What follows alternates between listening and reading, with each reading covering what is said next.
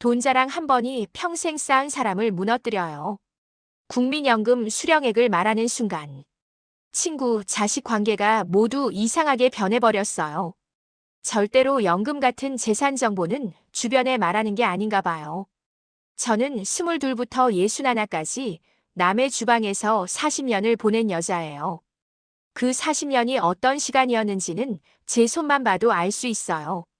남의 식당 주방은 제가 생각하는 것보다 훨씬 더 빠르게 돌아가는 곳이었어요. 주문이 밀리면 숨 쉴 틈도 없이 움직여야 했고 그 속도를 맞추지 못하면 뒤에서 눈치가 날아왔어요. 그 눈치를 받지 않으려고 저는 더 빠르게 움직였고 더 빠르게 움직이다 보니 손은 점점 더 거칠어졌어요. 남편이 떠나고 혼자가 된 게 43살이었어요. 아들 하나를 키워야 했는데 당시 제 손에 쥐어진 건 아무것도 없었어요. 친정에 기댈 수도 없었고 남편 쪽 형제들한테 손 내밀 용기도 없었어요. 그냥 제가 할 수 있는 걸 해야 했어요. 주방일은 자격증도 필요 없고 나이 제한도 덜했고 일하는 즉시 일당이 나왔어요. 그게 저한테는 제일 현실적인 선택이었어요. 아들 학교 보내고 밥 챙겨주고 저는 이른 아침부터 저녁 늦게까지 남의 주방에서 서 있었어요. 설거지통 앞에서 손이 퉁퉁 불도록 그릇을 닦았어요. 겨울에는 냉수에 손을 담가야 할 때도 있었는데 그러면 손가락 마디가 벌겋게 돼서 감각이 없어질 때까지 시려왔어요. 그 손으로 집에 돌아와서 아들 밥을 또 차렸어요. 그게 제 하루였고 그 하루가 쌓여서 18년이 됐어요. 아들이 군대 다녀오고 취업하고 결혼하고 나서야 저는 처음으로 일을 줄였어요. 주 5일에서 주 3일로 그 다음엔 완전히 그만뒀어요. 몸이 버텨주질 않았어요. 무릎이 아프고 허리가 쑤시고 서 있는 것 자체가 버거워지는 나이가 왔어요. 그렇게 일을 그만두고 나서 막막했던 건 사실이에요. 이제 뭘 먹고 사나, 아들한테 손 벌려야 하나, 이런 생각들이 머릿속을 가득 채웠어요. 아들이 나쁜 아이는 아닌데 아들한테 기대는 삶이 싫었어요. 그 사람 가정이 있는데 제가 짐이 되는 게 너무 싫었어요. 그래서 국민연금을 기다렸어요. 사실 국민연금 납부를 꾸준히 한 건 아니었어요. 형편이 어려울 때는 몇 달씩 밀리기도 했고 중간에 사업장이 바뀌면서 가입이 끊긴 적도 있었어요. 그래도 틈틈이 납부하고 나중에 임의 가입으로 직접 내기도 했어요. 그 돈을 낼 때마다 솔직히 아깝다는 생각도 들었어요. 지금 당장 필요한데 나중에 돌려받는다는 게 그때는 실감이 안 났으니까요. 그러다가 드디어 받기 시작한 거예요. 첫 달 통장에 120만 원이 찍힌 날 저는 화면을 한참 들여다봤어요. 숫자를 믿기가 어려웠어요. 내 통장에 내가 일하지 않고 들어온 돈이라는 게요. 평생 제 손으로 일해서 번 돈만 통장에 찍혔는데 이번엔 내가 쉬는 동안 들어온 돈이었어요. 그 기분이 뭐라고 설명하기가 어려운데 그냥 울컥했어요. 억울하거나 슬픈 게 아니라 뭔가 오래된 숙제를 끝낸 것 같은 기분이요. 아, 내가 살아남았구나. 그 긴 시간을 버티고 여기까지 왔구나. 저는 그날 혼자 마트에 갔어요. 케이크 코너 앞에서 한참 고민하다가 작은 생크림 케이크 하나를 골랐어요. 4인용보다 작은 거요. 혼자 먹기엔 좀 많은 크기였지만 그날만큼은 그래도 된다는 생각이 들었어요. 집에 돌아와서 식탁에 혼자 앉아서 케이크를 잘랐어요. 초도 없고 노래도 없었어요. 그냥 조용히 혼자 먹었어요. 근데 이상하게 그게 괜찮았어요. 지금껏 누군가를 위해서 차리고 누군가를 위해서 치웠는데 이건 오롯이 저만을 위한 자리였어요. 120만 원이라는 숫자를 다시 생각해 봤어요. 서울에서 혼자 사는데 빠듯하지만 쓸 수 있는 금액이에요. 방세에 공과금 내고 밥 먹고 가끔 병원 가면 딱 맞는 금액이에요. 넉넉하진 않아요. 외식을 자주 하거나 옷을 사거나 어디 여행을 간다거나 하면 모자라요. 하지만 남한테 손 벌리지 않아도 되는 금액이에요. 그게 저한테는 제일 중요했어요. 아들한테 전화해서 연금 나왔다는 말을 할까 하다가 하지 않았어요. 그냥 저 혼자만 알고 싶었거든요. 조금만요. 잠깐만이라도요. 이 기쁨을 나눠 갖기 전에 혼자 품고 있고 싶었어요. 그 케이크를 다 먹고 혼자 설거지를 하면서 생각했어요. 이제 괜찮아지겠구나. 이제 좀 쉬어도 되겠구나. 그 생각이 얼마나 짧게 갔는지 저는 그 이후로 뼈저리게 느꼈어요. 마지막으로 아들이 전화한 게 언제였는지 저는 기억도 잘 안 나요. 명절 때 오는 게 전부고 그것도 며느리 친정이랑 나눠서 오니까. 실질적으로 한 해에 2번 아니면 잘해야 3번 보는 게 전부예요. 전화도 자주 하지 않아요. 아들이 바쁜 거 알고 제가 먼저 전화하면 부담될까 봐. 저도 참고 있는 편이에요. 그래서 몇 주씩 연락이 없는 게 이 나이에는 그냥 일상이에요. 그런데 연금이 처음 나온 지 딱 엿새가 지났을 때 아들 전화가 왔어요. 아침 10시쯤이었어요. 저는 방에서 TV를 보다가 전화를 받았어요. 아들 목소리가 들렸는데 평소보다 좀 부드러웠어요. 살갑다는 게 맞는 표현이었어요. 이제 연금 나오냐고 생활은 괜찮냐고 물었어요. 저는 응, 괜찮다고 했어요. 그 말이 입에서 나오면서 뭔가 이상하다는 느낌이 동시에 들었어요. 아들이 이런 이야기를 먼저 꺼내는 게 낯설었거든요. 그리고 그 느낌은 맞았어요. 아들이 잠깐 뜸을 들이다가 말했어요. 요즘 손주 학원비가 많이 든다고 며느리가 허리 치료를 받아야 하는데 비용이 좀 된다고요. 직접적으로 뭘 달라는 말은 하지 않았어요. 그냥 그 이야기를 하는 거였어요. 근데 그 이야기를 왜 저한테 하는 건지는 말하지 않아도 알잖아요. 저는 전화를 끊고 나서 한동안 폰을 내려다봤어요. 아들이 나쁜 사람이 아니에요. 저도 알아요. 손주가 학원을 다니는 건 당연한 일이고 며느리 허리가 아프면 치료를 받아야죠. 그게 잘못된 이야기가 아니에요. 근데 타이밍이요. 연금이 나온 지 일주일도 안 돼서 그 이야기가 나왔다는 게요. 저는 그날 통장을 다시 열어봤어요. 120만 원. 방세가 35만 원이에요. 관리비랑 전기세 합쳐서 10만 원쯤 나와요. 밥값이랑 생필품으로 30만 원은 써요. 병원이 한 달에 2번은 가야 하니까 거기서 또 나가요. 그렇게 하면 남는 게 그리 많지 않아요. 그걸 아들이 알고 있는지 모르겠어요. 연금이 나온다는 걸 알면서 정확히 얼마가 나오는지 그 돈으로 제가 어떻게 사는지는 모르는 것 같았어요. 저는 그날 아들한테 돈을 보내지 않았어요. 보낼 여유가 없어서가 아니라 보내면 안 된다는 생각이 들었어요. 한번 시작하면 그게 당연해지는 게 세상 이치니까요. 그래도 마음이 편하진 않았어요. 내가 너무 각박한 건가 싶기도 하고 아들이 어려우면 도와야 하는 게 부모 아닌가 싶기도 하고 그 사이에서 한참을 왔다 갔다 했어요. 사실 아들이 전화한 건 그때가 처음이 아니었어요. 몇 년 전에도 비슷한 일이 있었어요. 제가 퇴직금 비슷한 걸 받았을 때 일주일도 안 돼서 아들이 전화했어요. 그때도 비슷한 패턴이었어요. 살갑게 안부를 묻고 잠깐 뜸을 들이다가 돈 이야기가 나왔어요. 그때는 줬어요. 그래야 할 것 같아서요. 아들이 처음 집을 살 때라서 저도 조금이라도 보태고 싶었어요. 그런데 그 돈이 나중에 어땠는지 아들이 고맙다는 말을 제대로 한 적이 없어요. 그냥 당연하게 받았어요. 그 기억이 이번에 올라왔어요. 저는 그날 저녁에 오래 생각했어요. 연금이라는 돈의 성격에 대해서요. 이건 제가 나이 들어서 남한테 기대지 않으려고 쌓은 돈이에요. 젊을 때 모아두지 못한 대신 매달 조금씩 납부하면서 나중을 위해 남겨둔 돈이에요. 이게 생활비가 되어야 하지 누군가한테 나눠줄 여윳돈이 아니에요. 그걸 아들한테 어떻게 설명하나, 이야기를 해야 하나 말아야 하나를 계속 생각했는데 결국 그냥 두기로 했어요. 말로 해봐야 상처만 되는 경우가 있거든요. 차라리 조용히 내 기준을 지키는 게 낫다고 생각했어요. 근데 그 결심이 흔들리기 시작한 건 경로당에서였어요. 경로당에 처음 나간 게 60이 되던 해였어요. 솔직히 처음엔 가기 싫었어요.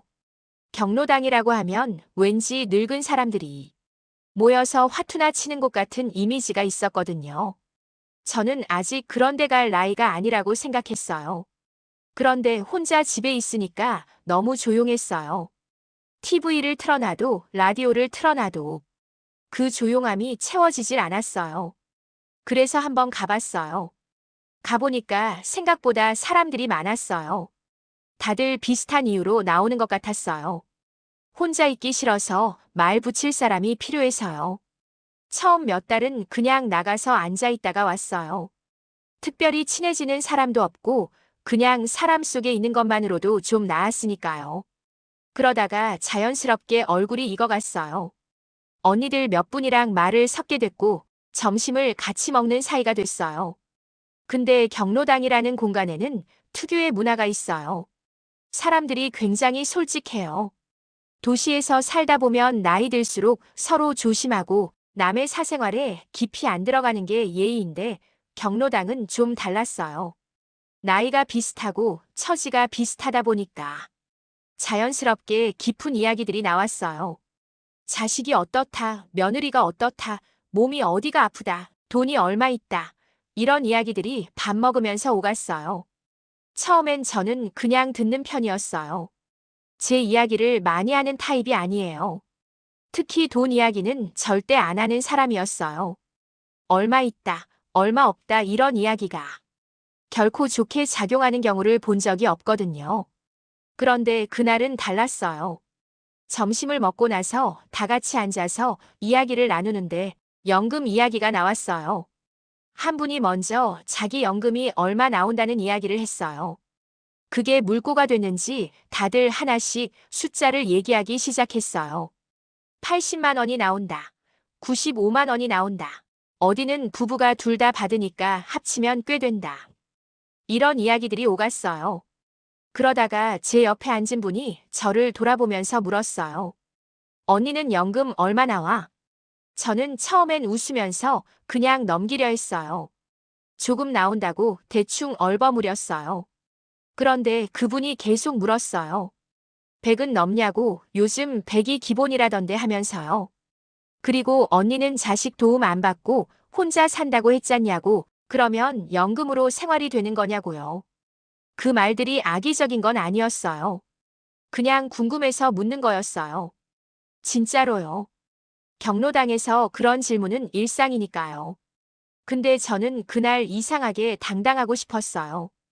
혼자 사는 사람이라는 게 자식한테 손 벌리지 않고 산다는 게 어딘가 좀 처진 것처럼 보일까봐 그랬는지도 몰라요.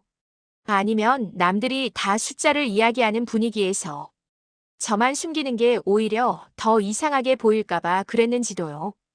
그냥 말해버렸어요. 120만 원은 나와요. 그 한마디가 입 밖으로 나오는 순간 뭔가 이미 늦었다는 느낌이 들었어요.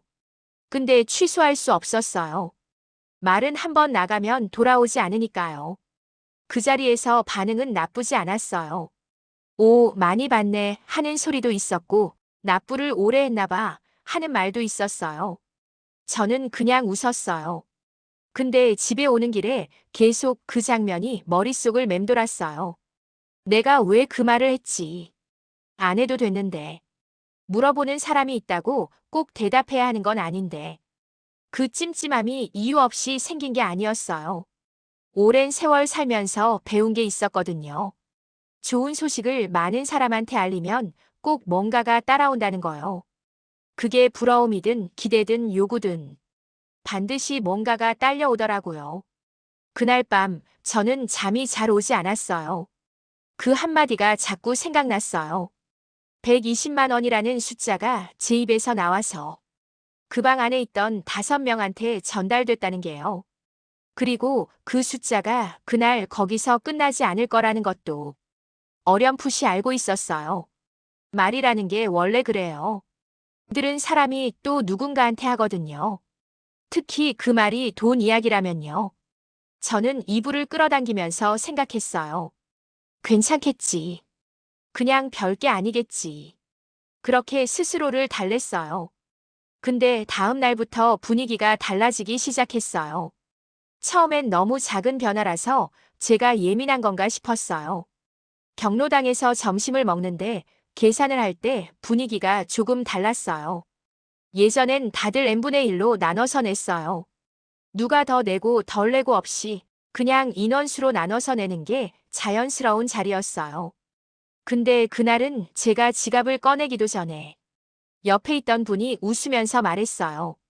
언니가 제일 많이 받으니까 언니가 쏘는 거 아니에요? 농담처럼 하는 말이었어요. 웃으면서 한 말이었어요. 그래서 저도 같이 웃었어요. 그냥 넘겼어요. 근데 그 말이 머릿속에 남았어요. 다음에 또 밥을 먹었을 때도 비슷한 말이 나왔어요. 이번엔 좀 더 직접적이었어요. 형편되는 사람이 좀 더 내면 되지 않겠냐는 거였어요. 그 형편되는 사람이 저를 가리키는 거라는 걸 모르는 사람이 없었어요. 저는 그날도 그냥 웃었어요. 괜찮다고 내겠다고 했어요. 그게 편한 선택이니까요. 반박하면 분위기가 이상해지고 그 자리가 불편해지고 나중에 계속 얼굴 보면서 지내야 하는데 괜한 갈등을 만들 필요가 없다고 생각했어요. 그런데 그게 계속됐어요. 소풍을 가기로 했을 때 회비 이야기가 나왔어요. 다들 얼마씩 내자고 정하는 과정에서 자연스럽게 저한테 더 많은 금액이 배정됐어요. 누가 대놓고 그렇게 하자고 한 게 아닌데 이야기가 흘러가다 보니 그렇게 됐어요. 저도 그 흐름 속에서 그러겠다고 했어요. 그 순간 거절하는 게 더 어색했으니까요. 집에 돌아와서 생각해보니까 한 달 사이에 밥값이며 소풍 회비며 해서 제가 더 부담한 금액이 꽤 됐어요. 적다고 할 수 없는 금액이었어요. 120만 원이라는 숫자에서 그게 빠지면 그달은 정말 빠듯해지는 금액이요. 저는 그 계산을 하면서 뭔가 잘못됐다는 걸 실감했어요. 120만 원이라는 숫자를 말한 순간부터 저는 그 경로당에서 다른 위치에 놓인 거예요. 돈이 많은 사람이라는 위치요. 실제로 많은 게 아닌데 상대적으로 많다는 위치요. 경로당에 나오는 분들 중에 정말 연금이 없거나 아주 적은 분들이 있어요. 자녀한테 용돈을 받아서 생활하는 분들도 있고 기초수급을 받는 분들도 있어요. 그분들한테 120만 원은 꽤 큰 숫자예요. 그분들과 같은 자리에서 저는 이미 다른 사람이 되어 있었어요. 그게 제 잘못이라면 잘못이에요. 숫자를 꺼낸 게 저니까요. 돈은 숫자일 때는 그냥 숫자예요. 근데 그 숫자가 사람들 귀에 들어가면 더 이상 숫자가 아니에요.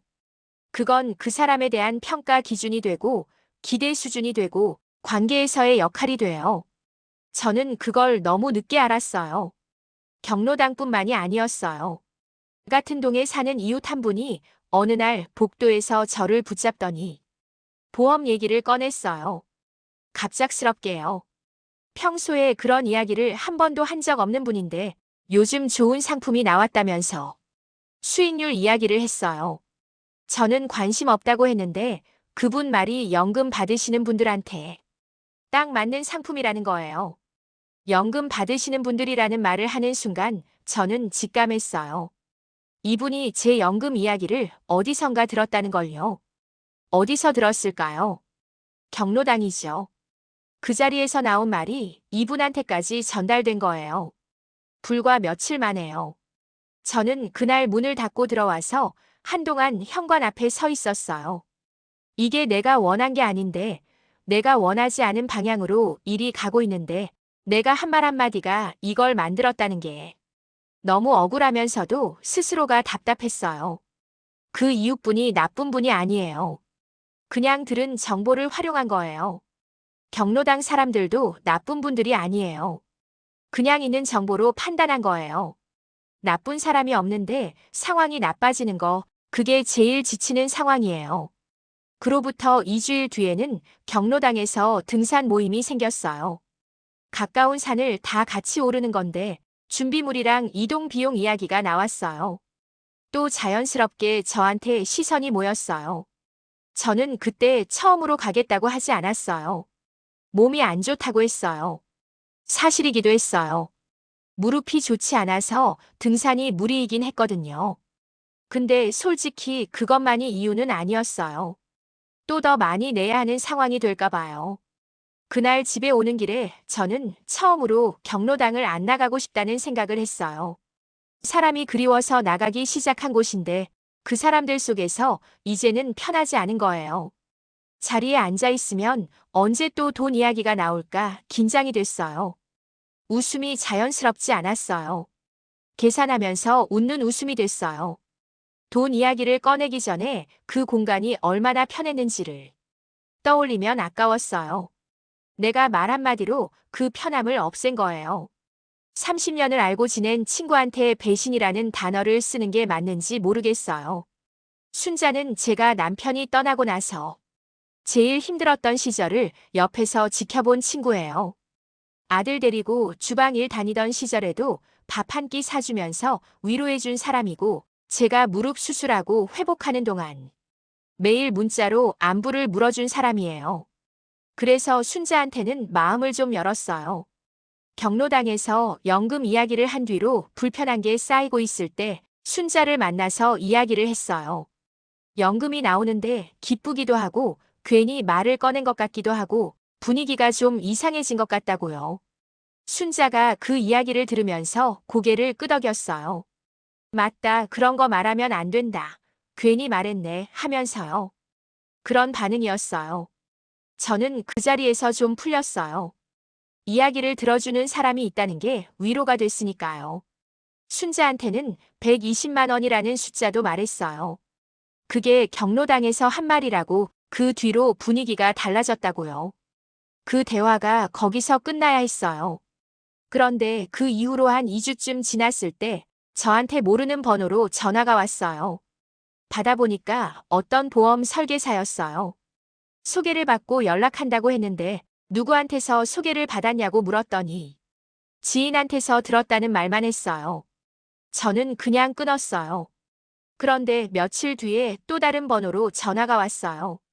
이번엔 재테크 강의 소개였어요. 연금 받으시는 분들한테 자산 관리 방법을 알려주는 무료 강의가 있다는 거예요. 2번 연속으로 비슷한 유형의 연락이 오니까 뭔가 이상하다는 생각이 들었어요. 그러다가 순자 모임에 나가는 사람 한 분한테서 연락이 왔어요. 우연히 얘기를 나누다가 그분이 말했어요. 순자가 자기네 모임에서 제 이야기를 했다는 거예요. 걔는 120씩 받는다더라 하고요. 저는 그 말을 듣는 순간 전화기를 쥔 손에 힘이 들어갔어요. 순자한테 한 이야기가 순자 모임에 퍼진 거예요. 그리고 거기서 또 퍼져나간 거예요. 보험 설계사가 연락한 것도 재테크 강에 연락이 온 것도 다 그 루트였어요. 그 루트의 시작은 제 친한 친구였어요. 저는 한동안 순자한테 전화를 하지 않았어요. 연락이 와도 바쁘다고 했어요. 화가 났냐고요? 솔직히 화가 나는 게 맞는데 화가 난다는 말이 쉽게 나오지 않았어요. 30년이라는 시간이 있으니까요. 그 시간이 가볍지 않으니까요. 순자가 나쁜 의도로 한 말이 아닐 수도 있어요. 그냥 모임에서 이야기하다가 자연스럽게 나온 말이었을 수도 있어요. 별 생각 없이 꺼낸 말이 이렇게까지 퍼질 거라고 순자도 몰랐을 수 있어요. 그런데 그게 결과를 바꾸진 않아요. 의도가 어떻든 간에 제 정보가 제 동의 없이 퍼진 건 사실이에요. 그리고 그 정보 때문에 제 생활에 불편함이 생긴 것도 사실이에요. 저는 그때 깨달은 게 있어요. 아무리 가까운 사람이라도 돈 이야기는 따로 구분해야 한다는 거예요. 친밀함과 신뢰가 돈에 관해서는 꼭 같이 가지 않아요. 30년을 알아도 30번의 힘든 순간을 같이 넘겨도 돈 이야기는 그 친밀함 밖에서 움직여요. 제가 순자를 신뢰하지 않았던 게 아니에요. 신뢰했기 때문에 말한 거예요. 근데 신뢰는 비밀을 보장해 주는 게 아니었어요. 보험 설계사가 집으로 직접 찾아온 건 그로부터 사흘 뒤였어요.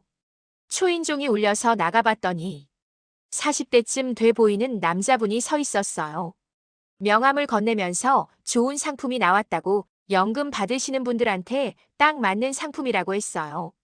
저는 그 명함을 받으면서 얼마나 많은 곳에 제 이야기가 퍼진 건지 가늠이 안 됐어요. 경로당에서 한 마리 순자한테 갔고 순자 모임에 퍼졌고 거기서 어딘가로 또 넘어가서 집 앞까지 사람이 찾아온 거예요. 120만 원이라는 숫자가 이렇게 많은 거리를 이동했어요. 저는 그 설계사한테 필요 없다고 하고 문을 닫았어요. 그리고 현관 앞에 서서 참 오래 있었어요. 내가 한 말이 어디까지 갔는지를 생각하면 할수록 머리가 복잡해졌어요. 숫자 하나가 이렇게 많은 사람한테 이렇게 빠르게 전달될 수 있다는 게 무섭기도 하고 허탈하기도 했어요. 가장 무서운 건 이게 아직 끝이 아닐 수도 있다는 거였어요. 소문은 퍼질 때 항상 살이 붙어요. 원래 말은 그냥 전달되는 게 아니에요. 전달하는 사람이 자기 해석을 얹어서 전달해요. 그러면 받는 사람이 또 자기 해석을 얹고요. 그렇게 한 바퀴 돌고 나면 처음 말이랑 전혀 다른 이야기가 돼 있어요. 제 경우도 그랬어요. 경로당에서 제가 한 말은 120만 원이 나온다는 말 하나였어요. 그게 전부예요. 그 이상도 그 이하도 없었어요. 근데 그 말이 한 바퀴 돌고 나서 돌아온 내용은 달랐어요. 자식들한테 돈을 하나도 안 쓰고 혼자서 모으고 있다는 이야기가 돌았어요. 연금 받으면서 경로당 회비를 깎아달라고 했다는 이야기도 있었어요. 저는 그 말을 들었을 때 황당해서 말이 나오지 않았어요. 자식한테 돈을 안 쓴다는 건 반은 맞고 반은 틀린 말이에요. 아들한테 돈을 보내지 않는 건 맞아요. 하지만 그건 모아두려는 게 아니에요. 제 생활비가 빠듯하기 때문이에요. 남는 게 있어야 줄 수 있는데 남는 게 없으니까 못 주는 거예요. 경로당 회비 이야기는 완전히 틀렸어요. 제가 회비를 깎아달라고 한 적이 없어요. 한 달에 병원비가 갑자기 많이 나와서 회비를 다음 달에 내겠다고 한 적이 있었어요. 그 한마디가 돌고 돌아서 회비를 깎아달라는 이야기가 된 거예요. 저는 이걸 어떻게 해야 하나 한동안 생각했어요. 설명을 해야 하나, 경로당에 나가서 사실이 아니라고 말해야 하나. 근데 경험상 해명은 잘 안 돼요. 해명을 하면 오히려 더 화제가 되고 변명처럼 들리고 왜 그렇게 예민하게 구냐는 시선을 받아요. 가만히 있으면 그냥 시간이 지나면서 사그라드는데 해명을 하면 불씨를 다시 키우는 꼴이에요. 그래서 저는 입을 다물기로 했어요. 근데 다물고 있는 게 이렇게 힘든 건 줄 몰랐어요. 경로당에 나갈 때마다 어디선가 제 이야기가 나오는 것 같은 느낌이 들었어요. 누가 뭔가를 속닥이다가 제가 오면 조용해지는 것 같았고 눈길을 주고받다가 시선을 돌리는 것 같기도 했어요. 실제로 그런 건지 제가 너무 예민해진 건지 모르겠어요. 그런데 한번 그런 느낌이 들기 시작하면 멈추기가 어려워요. 어느 날은 점심자리에서 완전히 다른 이야기를 하다가 누군가가 갑자기 노후 자금 이야기를 꺼냈어요. 연금만으로는 안 된다. 뭔가 더 준비를 해야 한다는 이야기였는데 그 이야기를 하면서 제 쪽을 흘끗 보는 게 느껴졌어요. 저한테 하는 이야기인지 아닌지 모르겠지만 그 시선이 신경 쓰였어요. 그 자리에서 밥을 먹으면서 저는 생각했어요. 이 공간이 예전 같지 않다는 걸요. 숫자 하나를 말하기 전까지는 저는 그냥 이 자리에 나오는 사람 중 하나였어요. 비슷한 나이, 비슷한 처지의 사람들 중 한 명이었어요. 그게 편했어요. 특별히 더 있는 사람도 더 없는 사람도 아닌 자리요. 근데 그 숫자 하나가 저를 다른 범주에 집어넣었어요. 여유 있는 사람이라는 범주예요. 그 범주는 제가 원한 게 아니에요. 실제로 여유롭지도 않고요. 근데 사람들은 제가 말한 숫자를 기준으로 저를 판단하고 있었어요. 그 무렵 가장 상처가 됐던 건 경로당 총무를 맡고 있던 분이 한 말이었어요. 다음 달 어버이날 행사 준비를 하면서 예산이 부족하다는 이야기가 나왔어요. 그러다가 그분이 웃으면서 말했어요. 여유 있는 분이 좀 더 보태주시면 안 되겠냐고요. 여유 있는 분이라는 게 저를 가리키는 거였어요. 그 자리에 있는 모든 사람이 알았어요. 저도 알았고요. 저는 그 순간에 얼굴이 뜨거워지는 걸 느꼈어요. 부끄럽거나 창피한 게 아니었어요. 억울한 거였어요. 여유 있는 분이라고 불리는 게 억울했어요. 120만 원이 여유 있는 거라고 불릴 금액이 아닌데 그 금액이 이 자리에서 제일 많다는 이유로 저는 여유 있는 사람이 됐어요. 저는 그날 보태지 않았어요. 처음으로 거절했어요. 몸이 좀 안 좋다고 이번 달은 좀 어렵다고 했어요. 분위기가 살짝 어색해졌어요. 크게 뭔가 달라진 건 아닌데 미세하게 공기가 달라지는 게 느껴졌어요. 집으로 돌아오는 버스 안에서 저는 창밖을 내다보면서 생각했어요. 이렇게 된 게 내 잘못이라면 잘못이에요. 말을 꺼낸 건 저니까요. 근데 이게 영원히 내 잘못으로 남아야 하는 건지는 모르겠어요. 소문은 금방 퍼지고 아주 천천히 사그라들어요. 그 사이의 시간을 버텨야 하는 건 결국 저였어요. 저는 원래 싸우는 사람이 아니에요. 40년을 남의 주방에서 일하면서 눈치를 봐왔어요. 주방장이 기분 나쁜 날은 먼저 알아채고 손님이 까다로운 날은 더 조심하고 동료가 실수를 해도 제 탓인 척 넘어가는 일도 있었어요. 참는 게 몸에 배이는 사람이에요. 그게 미덕이라고 생각했던 게 아니라 그냥 그렇게 사는 게 덜 힘들었으니까요. 경로당에서도 그랬어요. 밥값 더 내는 것도 참았고 회비 이야기 나올 때 눈총 받는 것도 참았고 순자가 제 이야기를 퍼뜨린 것도 속으로만 삭혔어요. 그런데 사람한테는 한계가 있어요. 아무리 참는 사람도 딱 한 군데 건드리면 안 되는 지점이 있어요. 저한테 그게 어디인지 저도 그날 처음 알았어요. 때는 겨울 김장철이었어요. 경로당에서 다 같이 김장을 하는 날이었는데 저도 오전부터 나가서 같이 했어요. 배추를 다듬고 소를 버무리고 1시간 넘게 쭈그리고 앉아서 일했어요. 무릎이 안 좋은데도 자리를 지켰어요. 다 같이 하는 일인데 저만 빠지면 안 된다는 생각이에요. 그렇게 오전 내내 일을 하고 나서 점심을 먹고 잠깐 쉬는 시간이 있었어요. 다들 둘러앉아서 이런저런 이야기를 하는데 김장 재료비 정산 이야기가 나왔어요. 배추 산 것, 고춧가루 산 것, 젓갈이랑 부재료 합쳐서 얼마가 들었다는 이야기가 나왔어요. 그러면서 어떻게 나눌지를 이야기하는데 한 분이 자연스럽게 말했어요. 많이 받는 사람이 배추값 좀 더 내면 되지. 그 말이 끝나자마자 주변에서 그러게요 하는 소리가 들렸어요. 저는 그 순간 뭔가 올라오는 걸 느꼈어요.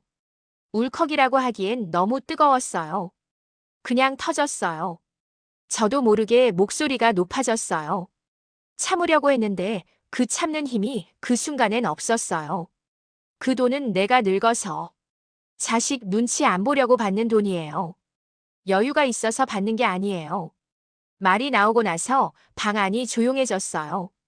그 침묵이 어떤 종류인지 저는 바로 알았어요. 이해의 침묵이 아니었어요. 당황한 침묵이었어요. 그리고 그 당황함 뒤에는 거리감이 따라오는 침묵이었어요. 저는 그 자리에서 더 말하지 않았어요. 더 설명하거나 더 쏟아내거나 하지 않았어요. 그냥 거기서 멈췄어요. 하지만 한번 나온 말은 주워 담을 수 없어요. 그 자리 분위기는 그날 내내 어색했어요. 점심을 마저 먹는 동안 아무도 그 이야기를 꺼내지 않았어요. 화제가 다른 곳으로 흘러갔고 저는 그 자리에서 겉돌았어요. 집에 돌아오는 길이 유난히 길게 느껴졌어요. 저는 버스 안에서 창가 자리에 앉아서 한동안 아무 생각도 하지 않으려 했어요. 근데 생각은 멈추질 않았어요. 내가 너무 심하게 반응한 건지, 그 말을 한 분이 기분이 상하셨을지, 내일 경로당을 나가면 어색할지, 그 자리에 있던 사람들이 어떻게 생각할지. 그런 생각들이 버스에서 집까지 오는 내내 이어졌어요. 집에 들어와서 겉옷도 벗지 않고 소파에 앉았어요.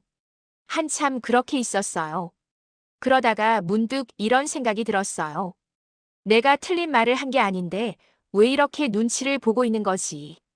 국민연금은 제가 받는 이유가 있어요. 젊을 때부터 납부한 돈이에요. 형편이 어려울 때도 억지로 내면서 쌓아온 돈이에요. 그 돈이 지금 나한테 돌아오는 거예요. 이게 누군가한테 설명해야 할 이유가 있나요? 이게 누군가가 함부로 거론할 수 있는 돈인가요? 그런데 저는 그 돈을 말한 순간부터 설명해야 하는 사람이 됐어요. 왜 더 내지 않느냐? 왜 아들한테 안 주느냐?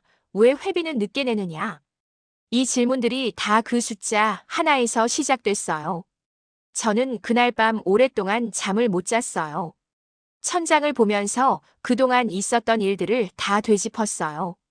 경로당에서 말하던 날부터, 아들 전화 오던 날부터, 순자한테 이야기하던 날까지요.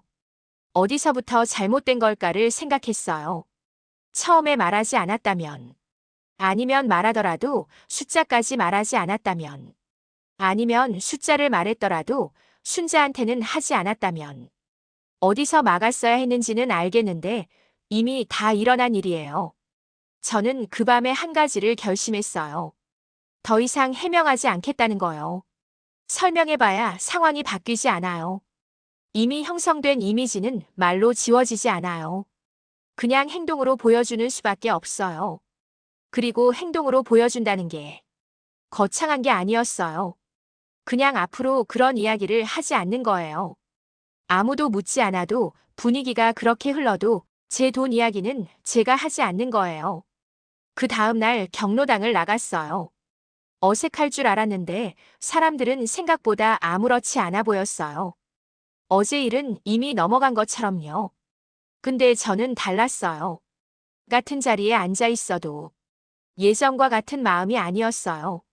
웃을 때 웃음이 덜 자연스러웠고 이야기를 들을 때 집중이 덜 됐어요. 몸은 그 자리에 있는데 마음은 벌써 나와 있는 것 같은 느낌이었어요. 그날 집에 돌아오면서 저는 알았어요. 이미 그 공간이 예전 같지 않다는 걸요. 그건 분위기의 문제가 아니라 제 마음의 문제였어요. 그리고 마음이 달라지면 아무리 익숙한 공간도 낯설어져요. 경로당을 쉬기로 한 건 어느 날 갑자기 결정한 게 아니에요. 서서히 발걸음이 줄어들었어요. 주 5일 나가던 게 주 3일이 됐고 주 3일이 2일이 됐어요. 그러다가 어느 주에는 한 번도 안 나간 날이 생겼고 그 주가 지나고 나서 굳이 다시 나가야 할 이유를 못 찾겠더라고요. 사람이 그리워서 나갔던 곳인데 그 사람들 속에서 더 외로워진다면 차라리 혼자 있는 게 낫겠다는 생각이 들었어요. 순자랑도 거리를 뒀어요. 연락이 와도 바쁘다고 했고 만나자는 말에 다음에 보자고 했어요. 순자가 눈치를 챘는지 어쩐지는 모르겠어요. 물어보지 않았으니까요. 처음엔 그 거리감이 낯설었어요.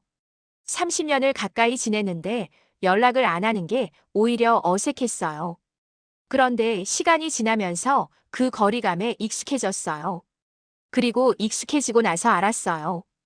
그 거리가 꼭 상처의 결과만은 아니라는 걸요. 때로는 거리를 두는 게 스스로를 지키는 방법이에요. 혼자 지내는 시간이 늘어나면서 저는 처음엔 심심했어요.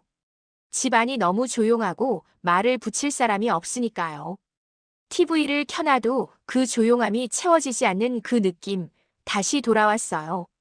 그런데 이번엔 그 조용함을 다르게 받아들이기 시작했어요. 예전의 조용함은 고립된 조용함이었어요. 아무도 없다는 쓸쓸함이 담긴 조용함이요. 근데 지금의 조용함은 달랐어요. 누군가의 시선에서 벗어난 조용함이었어요. 내가 얼마 받는지, 어떻게 쓰는지, 누구한테 얼마를 줬는지를 신경 쓸 필요 없는 조용함이었어요. 그 차이가 생각보다 컸어요. 아들한테서 또 전화가 온 건 이 일이 있고 나서 2달쯤 지났을 때예요. 이번엔 직접적으로 이야기를 꺼냈어요. 손주 학원을 바꾸려고 하는데 등록비가 좀 된다는 거였어요. 도움이 되면 좋겠다는 말이 직접적으로 나왔어요. 저는 전화를 받으면서 예전이랑 다른 제 자신을 발견했어요. 예전에는 이런 전화가 오면 줘야 하나 말아야 하나를 오래 고민했어요. 줬을 때 남는 금액을 계산하고 안 줬을 때 아들이 어떻게 생각할지를 고민하고 둘 사이에서 한참을 흔들렸어요. 근데 이번엔 고민이 짧았어요. 저는 아들한테 말했어요. 지금 나는 내 생활비를 쓰고 나면 남는 게 없다고요. 도움을 주고 싶은 마음은 있는데 지금 내 상황이 그렇다고요. 아들이 한동안 말이 없었어요. 그리고 알았다고 했어요. 서운하다거나 이해한다거나 특별한 말 없이 그냥 알았다고요. 전화를 끊고 나서 저는 마음이 무거울 것 같았는데 의외로 가벼웠어요. 거짓말을 하지 않았으니까요. 없다고 했는데 사실이에요. 빠듯하다고 했는데 사실이에요. 정확한 숫자를 말하지 않고도 제 상황을 설명할 수 있었어요. 그게 중요한 거였어요. 숫자를 말하지 않아도 돼요. 얼마가 있는지, 얼마가 나오는지를 굳이 꺼내지 않아도 제 상황은 충분히 전달돼요. 지금 저는 통장 금액을 묻는 사람이 있으면 이렇게 말해요. 먹고 사는 데는 부족하지 않아요. 그게 전부예요. 더 이상 설명하지 않아요. 처음엔 그 말이 어색했어요. 뭔가 숨기는 것 같기도 하고 솔직하지 않은 것 같기도 했어요.